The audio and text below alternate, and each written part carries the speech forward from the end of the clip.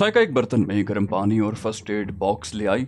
फिर उसने मेरे जख्मों का मुआयना किया और मरहम पट्टी में मसरूफ हो गई। उसके अंदाज में बड़ा इन्हिमाक और मोहब्बत थी, और उस वक्त मैं उसके चेहरे पर उस जज्बे की झलक देख रहा था जिसका इजहार उसने तारीना हार्डो के सामने मुझसे किया था। मैंने आहिस्ता से गर्दन झटकी। अहमक लड़कियां अगर मरीख पर भी पहुंच जाएं तो इश्क के बगैर बाज नहीं रह सकती। अब मैं जमाने भर के इश्क की पजीराई तो नहीं कर सकता था। मेरे जहन में तो सिर्फ एक ही चेहरा बसा हुआ था, जिंदगी में पहला और आखिरी चेहरा। वो चेहरा मुझसे हजारों मील दूर सैन फ्रांसिस्को में हरबंस सिंह के घर में मौजूद होगा और यकीनन अपनी हर सांस के साथ मुझे याद कर रहा होगा। सुबह शाम मेरा ही नाम उसकी जबान पर होगा। मैंने आंखें बंद कर लीं और तसव्वुर में तहजीब को देखने लगा। सायका ने मेरी मरहम पट्टी से फारिग होकर मुझे कंबल ओढ़ाया तो मैंने आंखें खोल दी। उसके चेहरे पर शदीद अजियत नजर आ रही थी। फिर उसने दिलसोजी के अंदाज में कहा, अली ये सब कुछ कैसे हुआ? मैंने तो तुमसे कहा था। मैंने तो कहा था। मैंने पूछा, क्या कहा था तुमने? वो बोली, मैंने कहा था ना कि अगर किसी मुसीबत में फंस जाओ तो मेरा नंबर सेट करके ट्रांसमीटर ऑन कर देना, मैं तुम्हें तलाश कर लूंगी। मैंने कहा, क्या इसमें कोई ऐसा सिस्टम भी है जिससे रास्तों की समत का तयन हो सकता है? वो बोली, नहीं मगर मैंने कहा, फिर तुम किस तरह मुझ तक पहुंचती? उसने कहा, दिल के रास्ते। और फिर उसके चेहरे पर खिजालत के आसार फैल गए। मेरे हलक से कै कहा निकल गया था। मैंने कहा, यह नया तरीका कार है जो मेरे इल्म में नहीं था। बोली, अली प्लीज। मैंने कितनी सच्चाई से इस बात को तस्लीम कर लिया था कि तुम्हारे दिल के नेहा खानों में कोई और मौजूद है तो मैं वहां तक पहुंचने की कोशिश नहीं करूंगी, लेकिन अगर मेरे मुंह से जज्बाती तौर पर कोई ऐसी बात निकल जाए तो मेरा मजाक ना उड़ाओ। उसका अंदाज अजीब सा हो गया था। मैंने फौरन माजरत आमेज लहजे में कहा, सॉरी सायका, वेरी सॉरी, लेकिन तुम खुद सोचो कि मैं एक ऐसी जगह मौजूद था जिसके बारे में खुद मुझे नहीं मालूम, तो फिर तुम किस तरह वहां पहुंच सकती थी, इसलिए मैंने तुम्हें तकलीफ नहीं दी। वो बोली, मगर हुआ क्या था? मैंने कहा, बहुत कुछ हुआ था। पहले ये बताओ, क्या तुम मुझे उम्दा सी कॉफी पिला सकती हो? उसने कहा, अभी इसी वक्त, और फुर्ती से ट्रॉली के दूसरे हिस्से की तरफ बढ़ गई जिसे किचन के तौर पर इस्तेमाल किया जाता था। थोड़ी देर के बाद उसने बेहतरीन कॉफी मुझे पेश कर दी। कॉफी के घूंट लेते हुए मैंने कहा, बस यूं समझ लो सायका कि जिस मकसद के लिए हम यहाँ आए थे मैंने उसकी तरफ तेज रफ्तारी से कदम बढ़ा दिए हैं। लेकिन एक बात बताऊं सायका, एली की नादानी ने मुझ पर खासी उलझनों के दरवाजे खोल दिए थे। वो बोली, मुझे उसी वक्त अंदाजा हो गया था अली जब तुमने हम लोगों को खुद से दूर रहने के लिए कहा था। मैंने कहा, खैर जो होना था वो तो हो गया, लेकिन तुम्हें आइंदा मोहतात रहना है। मैं ज्यादा वक्त तुम्हारे साथ नहीं गुजारूंगा। तुम्हारे बकिया साथी भी तो इसी इलाके में मौजूद हैं। वो बोली, हाँ मैंने सभी के लिए ये जगह मुंतखब की थी, सिर्फ एली को हिल गोल्ड में छोड़ दिया था। मैंने कहा, खैर ठीक है, फिलहाल सब कुछ मुझे तन्हा ही करना होगा। तुम लोग मुझसे हस्बे मामूल दूर रहोगे। वो बोली, मगर तुम? मैंने कहा, मुझे गोल्डीन स्पायरो के बारे में मालूमात हासिल करना है। इस सिलसिले में कुछ मुश्किलात जरूर पेश आ गई हैं, लेकिन मैं उस शख्स को छोड़ूंगा नहीं। वो बोली, हमें इस सिलसिले में कोई काम नहीं सौंपोगे अली? मैंने कहा, नहीं अभी नहीं, लेकिन तुम लोग अपने तौर पर तैयार रहो। मुमकिन है हमें फौरन ही आगे का सफर करना पड़े। तेरोडा के बारे में तुमने कुछ मालूमात हासिल की हैं? वो बोली, हाँ उसके बारे में पता चल गया है। खासे अंदरूनी इलाके में ये रियासत वाक़ है। उसके बारे में यहाँ के लोग ज्यादा नहीं जानते। उसके कुछ नुमाइंदे कभी कभी मुम्बार्डो भी पहुंचते रहते हैं, लेकिन बहुत कम। उनका राब्ता दूसरे अफ्रीकी इलाकों से है। मैंने कहा, गोया तेरोडा के बारे में कुछ नक्शे वगैरह हासिल नहीं किए जा सके। वो बोली, नहीं, अगर तुम कहो तो मैं कोशिश करूं। मैंने कहा, हाँ मेरा ख्याल है तुम्हें ये कोशिश करना चाहिए। हमें बहर तौर तेरोडा पहुंचना ही होगा। वो बोली, अली तुम्हारा सामान वगैरह? मैंने कहा, हिल गोल्ड ही में है। अरे हाँ ये बताओ एली कहाँ है? वो बोली, अभी तक हिल गोल्ड ही में मुकीम है। मैंने कहा, तो बस फिर एक काम फौरी तौर पर कर डालो। एली से राब्ता कायम करके कहो कि जिस तरह भी मुमकिन हो मेरा सामान मेरे कमरे से उठा लाए और खुद भी हिल गोल्ड छोड़ दे फौरन। उसे देर नहीं करनी चाहिए वरना वो खुद भी मुसीबत में फंस जाएगी। सायका ने कहा, मैं अभी उसे हिदायत दे देती हूँ। वॉच ट्रांसमीटर पर वो एली का नंबर सेट करने लगी। फिर उसने एली को मेरी ख्वाहिश के मुताबिक हिदायत दी और ट्रांसमीटर बंद कर दिया। वो गहरी निगाहों से मुझे देख रही थी। फिर उसने कहा, अली फौरी तौर पर तुम्हारा क्या प्रोग्राम है? मैंने कहा, कुछ नहीं, फिलहाल मुझे आराम करने दो। कम से कम 1-2 दिन मैं आराम करना चाहता हूँ। सायका माइलर किसी खादिमा की तरह मेरी खिदमत कर रही थी। तकरीबन 24 घंटे मैं उसके साथ गुजार चुका था। वो मेरी खिदमत करके काफी खुशी महसूस करती थी। दूसरे दिन मैंने सायका माइलर से मेकअप के सामान के बारे में पूछा तो उसने एक बड़ा सा ब्रीफ केस निकाल कर मेरे सामने रख दिया। उसने कहा, जहाँ तक मुझसे बन पड़ा है अली, मैंने जरूरियात की तमाम चीजें अपने साथ रखी हैं। पता नहीं तुम्हें कब किस चीज की जरूरत पेश आ जाए। मैंने ब्रीफ केस खोल कर देखा तो मेरी आंखें मुसरत से चमक उठी। मैंने तहसीन आमेज लहजे में कहा, तुम्हारी इस काविश को मैं नजरअंदाज नहीं कर सकता, बिलाशुबा इसकी सख्त जरूरत थी। मेरी बात पर वो खिल उठी। उसने कहा, हाजिर है। मैंने मेकअप का सामान निकाल कर अपने चेहरे पर मेकअप शुरू कर दिया। मैंने एक खास कैफियत को जहन में रखा था और इस किस्म के खद्दोखाल तरतीब दिए थे जिनकी वजह से मैं एक होशियार स्पोर्ट्समैन किस्म का आदमी लगूं। साइका माइलर खामोशी से मुझे मेकअप करते देखती रही। फिर उसने मेरा काम खत्म करने के बाद कहा, बेहतरीन मेकअप किया है तुमने अली, इस मेकअप में कोई भी तुम्हें नहीं पहचान सकता। मैंने कहा, शुक्रिया साइका, आज मैं अपनी मुहिम पर निकलूंगा। तुम यहाँ से रवानगी के लिए तैयारियां कर लो। हमें अफ्रीका के अंदरूनी इलाके का सफर करना पड़ेगा। हाँ, अगर मुमकिन हो सके तो आज बाहर निकल कर तैरोडा के बारे में जिस कदर मालूमात हासिल कर सकती हो कर लो। साइका ने इस बात में गर्दन हिला दी। कुछ देर बाद मैं ट्रॉलर से बाहर निकल आया। लेक कॉटेज से तकरीबन 2 मील तक का सफर मैंने पैदल तय किया और उसके बाद एक टैक्सी लेकर मैं रॉयल कैन की तरफ चल पड़ा। आज तक रॉयल कैन के इलाके में मैंने रात के वक्त ही कदम रखा था। आज दिन की रोशनी में देखना चाहता था कि वहाँ के मामूलात क्या हैं। रॉयल कैन पर उतरने के बाद मैं अंदर दाखिल हो गया और ये जानकर मुझे खासी खुशी हुई कि दिन के वक्त वहाँ स्केटिंग की जाती है। फिर भला मैं क्यों किसी से पीछे रहता। तमाम इंतजामात मामूली सी रकम के इवज हो गए और मैं स्केटिंग शूज पहनकर स्टिक लेकर बर्फ की दुनिया में निकल आया। बहुत वसी और अरीज मैदान बनाए गए थे जहां बर्फ पर फिसलने के शायकीन अपना शौक पूरा कर रहे थे। उनमें लड़कियों की तादाद ज्यादा थी। खूबसूरत चुस्त लिबासों में मलबूस हसीन लड़कियां तितलियों की तरह बर्फ पर नाचती फिर रही थीं। बेहद हसीन मंजर था। बादलों से ढके हुए आसमान के नीचे स्केटिंग बहुत खूबसूरत महसूस हो रही थी। फनकार अपने अपने फन का मुजाहरा करके दादे तहसीन हासिल कर रहे थे। देखने वालों की तादाद भी अच्छी खासी थी। रॉयल कैन की ये अलग तफरी थी जो यहाँ होती थी। मैं बर्फ पर देर तक फिसलता रहा और फिर 3 घंटे गुजारने के बाद वापस रॉयल क्लब चला गया। रॉयल क्लब के हॉल में बैठकर मैंने अपने लिए मशरूब तलब कर लिया और उसके सिप लेता रहा। मेरी निगाह किसी ऐसे साथी की तलाश में थी जिसके जरिए मैं गोल्डीन के बारे में मालूमात हासिल कर सकूं। थोड़ी ही देर के बाद एक लड़की जो मकामी ही मालूम होती थी मुझसे काफी फासले पर एक मेज पर आ बैठी। स्केटिंग करते हुए मैं उसे देख चुका था। मकामी थी लेकिन शायद 2 कौमों का इम्तिजाज। उसका रंग तो स्याह था लेकिन खद्दो खाल बहुत तीखे थे। लड़की ने अपने लिए एक मशरूब मंगवाया और उसके छोटे छोटे सिप लेती रही। मैंने 2-3 बार उसकी तरफ देखा तो वो मेरी तरफ मुतवज्जे हो गई और फिर जब आखिरी बार मैंने उसे देखा तो वो मुस्कुरा दी और अपने मशरूब का ग्लास लिए हुए मेरी मेज के करीब आ गई। बोली, मैंने महसूस किया है कि तुम कई बार मुझे देख चुके हो। मैंने बेतकल्लुफी से जवाब दिया, हाँ, उसकी वजह है। वो बोली, क्या? मैंने कहा, अभी थोड़ी देर पहले मैं स्केटिंग ग्राउंड में था और वहाँ 2-3 बार तुम मेरे नज़दीक से गुजरी थी। अब मैं ये कह सकता हूँ कि तुम आज की स्केटिंग में सबसे ज़्यादा नुमाया हैसियत की हामिल थी। मैं बजाते खुद बहुत अच्छी स्केटिंग नहीं करता लेकिन कम से कम स्केटिंग के फ़न को जांच ज़रूर सकता हूँ। मैंने तुम्हें बेहतरीन स्केटिंग करते हुए देखा था और उस वक्त मेरे दिल में ख्वाहिश पैदा हुई कि तुमसे तारुफ हासिल करूँ। लड़की के चेहरे पर खुशी के आसार नजर आए। फिर उसने कहा, मैं स्केटिंग के कई मुकाबले जीत चुकी हूँ।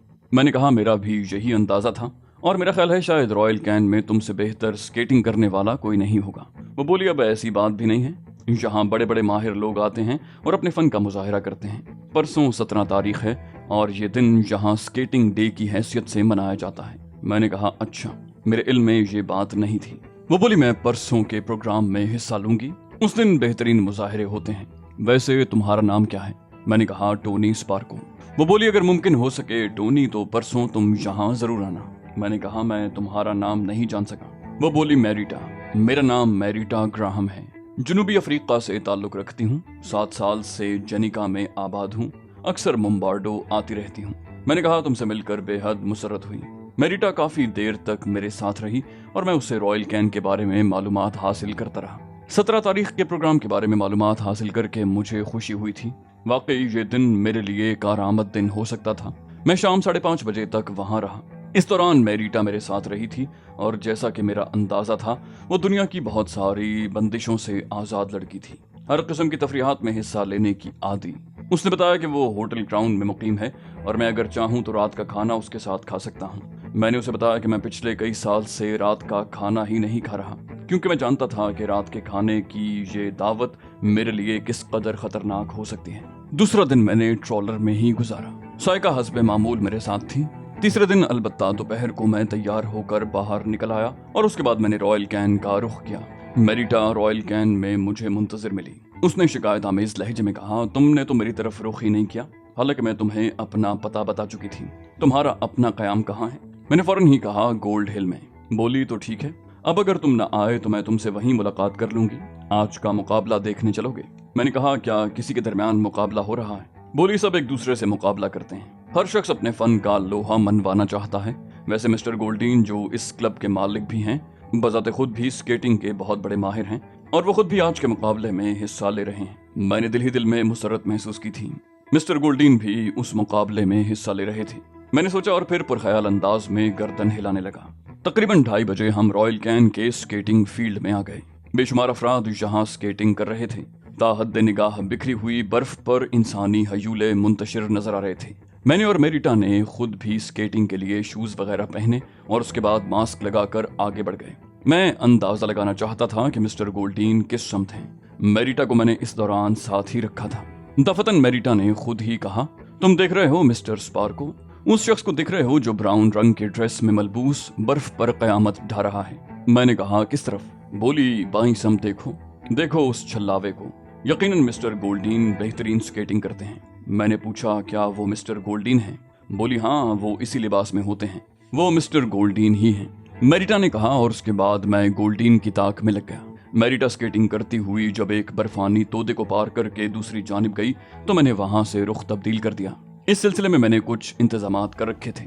تھوڑی دور جانے کے بعد میں نے اپنے بدن پر سفید رنگ کی وہ خصوصی جیکٹ پہن لی جس میں پستول وغیرہ موجود تھا، اور جسے پہننے کے بعد میں میریٹا کی نگاہوں سے بھی محفوظ ہو گیا تھا۔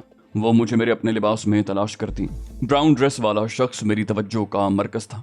وہ بلا شبہ بہت ہی پھرتیلا فنکار تھا اور برف پر پھسلتے ہوئے بہت دور دور تک جا رہا تھا۔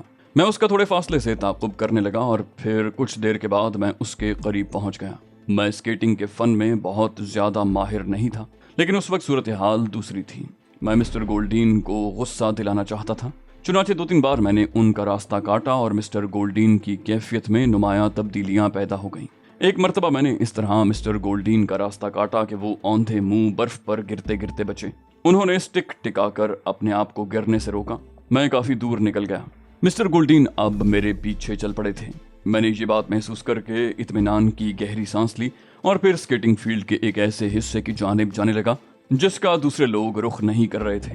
مسٹر گولڈین کا پارا چڑھ چکا تھا کیونکہ 2-3 بار میں نے انہیں گرانے کی کوشش کی تھی۔ ان کی شخصیت یہاں ایسی محترم تھی کہ شاید ہی کوئی دوسرا انہیں اس طرح راستہ کاٹ کر گرانے کی کوشش کرتا۔ چنانچہ وہ مجھے سزا دینے پر تل گئے اور میرے پیچھے لگے لگے بہت دور نکل آئے۔ مسٹر گولڈین نے ایک بہترین چال چلتے ہوئے بالآخر میرا راستہ روکا اور میں اپنے آپ کو سنبھال نہ سکا، لیکن میں نے اس طرح رخ تبدیل کیا کہ مسٹر گولڈین پر ہی آ رہا اور انہیں لپیٹ میں لیتا ہوا دور تک پھسلتا چلا گیا۔ مسٹر گولڈین نے کھڑے ہونے کے بعد اپنے چہرے سے ماسک اتار دیا اور پھر وہ نیچے جھک کر پیروں سے سکیٹنگ شوز کھولنے لگے۔ سکیٹنگ شوز کھولنے کے بعد انہوں نے میری طرف قدم بڑھائے اور پوری قوت سے چھڑی سے مجھ پر وار کر دیا۔ وہ بری طرح طیش میں آ گئے تھے، لیکن میں اس کے لیے تیار تھا۔ میں نے اطمینان سے مسٹر گولڈین کا وار خالی کر دیا اور اپنے چہرے سے ماسک اتار دی۔ میں نے بکھلائے ہوئے انداز میں کہا، او مسٹر پلیز، شاید آپ کو کوئی غلط فہمی ہوئی ہے۔ ان کا چہرہ لال بھبوکا ہو رہا تھا۔ انہوں نے آگے بڑھ کر پھر چھڑی سے مجھ پر وار کیا اور میں نے ایک بار پھر ان کا وار خالی کر دیا۔ میں نے کہا، دیکھیے جناب، میں ایک معزز آدمی ہوں، یہ کیا بدتمیزی ہے؟ میں نے بوکھلائے ہوئے انداز میں کہا اور آگے بڑھ کر مسٹر گولڈین کی چھڑی پکڑ لی۔ مسٹر گولڈین نے پوری قوت سے دوسرے ہاتھ کا گھونسا میرے ہاتھ پر مارا، جسے میں نے اپنی کلائی پر روک کر ایک الٹا ہاتھ ان کے منہ پر جڑ دیا۔ یہ ہاتھ مسٹر گولڈین کے لیے اور زیادہ طیش کا باعث ثابت ہوا۔ وہ دیوانہ وار چھڑی لے کر مجھ پر ٹوٹ پڑے۔ ان کے منہ سے عجیب عجیب آوازیں نکل رہی تھیں۔ میں تجھے زندہ نہیں چھوڑوں گا کتے، میں تجھے کتے کی موت ماروں گا۔ میں نے انہیں اس عالم میں دیکھا تو پھرتی سے اوپر کی طرف سکیٹنگ کرتا ہوا بڑھا۔ مسٹر گولڈین چونکہ اپنے شوز اتار چکے تھے، اس لیے تیز رفتاری سے میرا تعاقب نہ کر سکے۔ میں بلندی پر پہنچنے کے بعد کنارے پر بیٹھ گیا اور اپنے سکیٹنگ شوز کھول کر ایک طرف پھینک دیے۔ اس کے بعد میں اوپر چڑھ کر ہموار جگہ پر آ گیا۔ جیسا کہ میرا اندازہ تھا، مسٹر گولڈین نے یہاں بھی میرا پیچھا نہیں چھوڑا۔ اوپر آنے کے بعد وہ پھر دیوانوں کی طرح میری طرف لپکے اور میں نے ایک سمت دوڑ لگا دی۔ سامنے ہی مجھے چیڑ کے چند درخت نظر آئے۔ مسٹر گولڈین برابر میرا تعاقب کر رہے تھے۔ اس وقت ان کی یہ کیفیت بالکل فطری تھی اور میں انہیں اسی انداز میں طیش دلانا چاہتا تھا۔ चीड़ के दरख्तों के पास पहुंचकर मैंने इधर उधर देखा और फिर रुक गया। मिस्टर गोल्डीन ने मेरे करीब पहुंचने में कोई ताखीर किए बगैर मुझ पर छलांग लगा दी। मैंने उन्हें दोनों हाथों पर रोका और जमीन पर फेंक दिया। मैं उनके करीब पहुंच गया और फिर उनका गिरबान पकड़कर उन्हें खड़ा करते हुए कहा, बड़ा अच्छा हुआ मिस्टर गोल्डीन कि आपको गुस्सा आ गया। आपका गुस्सा मेरे लिए बड़ा कारआमद है। वो बोला, कुत्ते तू मुझे जानता है? मुझे जानता है मैं कौन हूँ? मैंने कहा, मिस्टर गोल्डीन स्पायरो। बोला, मैं मुम्बार्डो में तेरे ऊपर कुत्ते छुड़वा दूंगा, जिंदा दफन कर दूंगा तुझे। मैंने कहा, अच्छा आइडिया है मिस्टर गोल्डीन, मुझे भी आपके साथ यही करना चाहिए। वो बोला, तूने जानबूझकर मेरा रास्ता काटा। मैंने कहा, हाँ मिस्टर गोल्डीन। और मिस्टर गोल्डीन एक बार फिर मुझ पर टूट पड़े, लेकिन इस बार मेरा उल्टा हाथ पूरी कुव्वत से उनके मुंह पर पड़ा और उन्हें गालिबन छट्टी का दूध याद आ गया। उन्होंने बेचैनी से इधर उधर देखा, कोई तदबीर कारगर नहीं हो रही थी। एक बार फिर वो उठ खड़े हुए। अब गालिबन उन्हें एहसास हो गया था कि उनका मद्दे मुकाबिल भी मामूली आदमी नहीं। तब मैंने अपनी गर्दन के पास टटोला और फिर मास्क उतार कर एक तरफ फेंक दिया। मेकअप मास्क जो प्लास्टिक के टुकड़ों से तरतीब दिया गया था मेरे चेहरे से जुदा हुआ तो मिस्टर गोल्डीन की निगाहें मेरी तरफ उठ गईं और उसके बाद मैंने उन्हें बुरी तरह चौंकते हुए देखा। उनके मुंह से बेख्तियार निकला, तुम? मैंने कहा, हाँ मिस्टर गोल्डीन, मुझे आपसे तन्हाई में मुलाकात करना थी। मिस्टर गोल्डीन के चेहरे पर बदहवासी के तासुरात नजर आने लगे। गालिबन उन्हें एहसास हो गया था कि वो किसी जाल में फंस गए हैं। अतराफ में दूर दूर तक कोई मौजूद नहीं था। भागने की भी सूरत नहीं थी क्योंकि मैं मौजूद था और वो स्केटिंग शूज उतार कर फेंक चुके थे और बर्क रफ्तारी से आगे नहीं निकल सकते थे। उन्होंने परेशान निगाहों से मुझे देखा, फिर बोले, आखिर तुम कौन हो और क्या चाहते हो? मैंने कहा, बहुत से मामलात हैं मेरे और आपके दरमियान मिस्टर गोल्डीन जो मुझे आपसे तय करने हैं। मिस्टर गोल्डीन ने मेरे सीने की तरफ उंगली उठाकर कहा, तुम अबू हातिम के आदमी हो ना? मैंने कहा, मिस्टर गोल्डीन, अब सबसे पहली बात आप मुझे ये बताएं कि ये अबू हातिम कौन है? वो बोला, क्या मतलब? मैंने अपना सवाल दोहराया, अबू हातिम कौन है? मिस्टर गोल्डीन अजीब निगाहों से मुझे देखते रहे, फिर बोले, क्या तुम अबू हातिम के आदमी नहीं हो? मैंने कहा, मैं अबू हातिम को जानता भी नहीं मिस्टर गोल्डीन, लेकिन आपके जरिए जानना चाहता हूँ। वो बोला, अबू हातिम मेरा कारोबारी हरीफ है। वो घोड़ों का सौदागर है और अक्सर मुझे जिक्र देता रहता है। मेरे और उसके दरमियान एक तवील दुश्मनी चल रही है। मैं यही समझा था कि तुम अबू हातिम के आदमी हो। साफ जाहिर होता था कि मिस्टर गोल्डीन ने मुझसे झूठ बोला है। मैंने मुस्कुराते हुए गर्दन हिलाई, कहा, चलिए ठीक है, मैंने आपकी बात तस्लीम कर ली, लेकिन अभी तो बहुत से सवाल मेरे जहन में तिश्ना है। मिस्टर गोल्डीन के चेहरे से परेशानी झांकने लगी। फिर उन्होंने कहा, तुम अपना तारुफ करवाओ मुझसे। रॉयल कैन क्यों पहुंचे थे? क्या तुम किसी खास वजह से मेरी ताक में थे? मैंने कहा, आपका ख्याल दुरुस्त है मिस्टर गोल्डीन, दरअसल मुझे आपसे बहुत जरूरी मालूमात हासिल करना थी। बाकी रही मेरी तारुफ की बात तो वो अभी हो जाएगा। अब मैं भी ज्यादा वक्त नहीं जाया कर सकता था, किसी भी लम्हे हालात बदल सकते थे। मुमकिन था कि मिस्टर गोल्डीन के आदमी वहां निकल आते। चुनाचे मैंने कहा, मेरा पहला सवाल स्टीफन ब्राकोडा के बारे में है। और मिस्टर गोल्डीन फिर चौंक पड़े, फिर बोले, और तुम कहते हो कि तुम अबू हातिम के आदमी नहीं हो? मैंने कहा, मार खा गए मिस्टर गोल्डीन, गोया अबू हातिम का नाम भी इसी नाम से मुंसलिक है। चुनाचे मैं सवालात की तरतीब बदले देता हूँ। अब पहले आप मुझे ये बताएं कि स्टीफन ब्राकोडा का इस नाम से क्या ताल्लुक है? मिस्टर गोल्डीन बोले, बकवास मत करो कुत्ते, तुम मुझसे कुछ नहीं मालूम कर सकते। क्या समझ रखा है तुमने मुझे? ये कहकर वो झल्ला कर खड़े हो गए। मैंने कहा, पहले ये फैसला हो जाए कि मैं आपसे कुछ मालूम कर सकता हूँ या नहीं मिस्टर गोल्डीन। और मैं खुद भी उठकर मिस्टर गोल्डीन की तरफ बढ़ गया। मिस्टर गोल्डीन खड़े तो इस अंदाज में हुए थे जैसे मुझ पर हमला कर देंगे, लेकिन दूसरे ही लम्हे उन्होंने एक तरफ छलांग लगा दी। मैंने उनका ताक़ुब नहीं किया, बल्कि पिस्तौल निकालकर उनके बाएं पांव का निशाना लिया और गोली चला दी। दौड़ते हुए आदमी के पांव को निशाना बनाना निशानेबाजी का कमाल था। मिस्टर गोल्डीन के हलक से दिलखराश चीख निकली और वो जमीन पर ढेर हो गए। मैंने पिस्तौल हिलाते हुए कहा, अपनी जगह वापस आइए मिस्टर गोल्डीन, यही जगह हमारी गुफ्तगू के लिए मौजू है। जवाब में गोल्डीन के मुंह से मुगल्लज़ात का तूफान उमड़ पड़ा। मैंने दूसरा फायर किया, गोली उनके दूसरे पांव के बिल्कुल करीब लगी और मिस्टर गोल्डीन के मुंह से फिर एक चीख निकल गई। मैंने कहा, मैंने जानबूझकर निशाना गलत लगाया है मिस्टर गोल्डीन, आप फौरन अपनी जगह वापस आ जाइए, वरना तीसरी गोली आपके दूसरे पांव का टखना तोड़ देगी, जल्दी। मैंने फिर पिस्तौल सीधा किया। मिस्टर गोल्डीन बौखला कर खड़े हो गए, लेकिन पांव के जख्म ने खड़ा ना होने दिया। वो फौरन ही गिरे और फिर हाथ उठाकर बोले, मैं खड़ा नहीं हो सकता। मैंने कहा, 3 तक गिनती गिनूंगा मिस्टर गोल्डीन, अगर मेरे मुंह से 4 निकल गया तो फिर मैं खुद आपके पास आ जाऊंगा, लेकिन इस शक्ल में जब आपके दोनों पांव नाकारा हो चुके होंगे। वो बोला, मैं उठ नहीं सकता, मेरी 3 उंगलियां टूट गई हैं। मैंने सफाक लहजे में कहा, 1। और मिस्टर गोल्डिंग फिर उठने की कोशिश करने लगे। गिरे, फिर उठे, फिर गिरे और फिर उठकर मेरी तरफ बढ़ने लगे। इस बार वो किसी न किसी तरह वापस पहुंच ही गए। मैंने कहा, शुक्रिया मिस्टर गोल्डिंग। उन्होंने मुझे घूरते हुए कहा, तुम दरिंदे हो वहशी जानवर। उनका चेहरा पसीने से तर हो रहा था। मैंने कहा, ये आप कह रहे हैं मिस्टर गोल्डिंग? अपने अकूबत खाने में तो आप बहुत चहक रहे थे। मैं वही टोनी स्पार्को हूँ मिस्टर गोल्डिंग, जिसकी जबान खुलवाने के लिए आपने लेडल को हिदायत दी थी। मैंने तंज़ी अंदाज में कहा और मिस्टर गोल्डिन खुश्क होंठों पर जबान फेरने लगे। तो दोस्तों, ये थी हमारी आज की एपिसोड। उम्मीद करते हैं आपको हमारी कहानी पसंद आई होगी। जाने से पहले इस वीडियो को लाइक कीजिए और शेयर करना मत भूलिए। कमेंट करके हमें बताइए कि आपको हमारी वीडियो कैसी लगी। और अगर अभी तक आपने इस चैनल को सब्सक्राइब नहीं किया तो इसे सब्सक्राइब कीजिए और बेल आइकन दबाकर ऑल नोटिफिकेशंस ऑन कर लीजिए।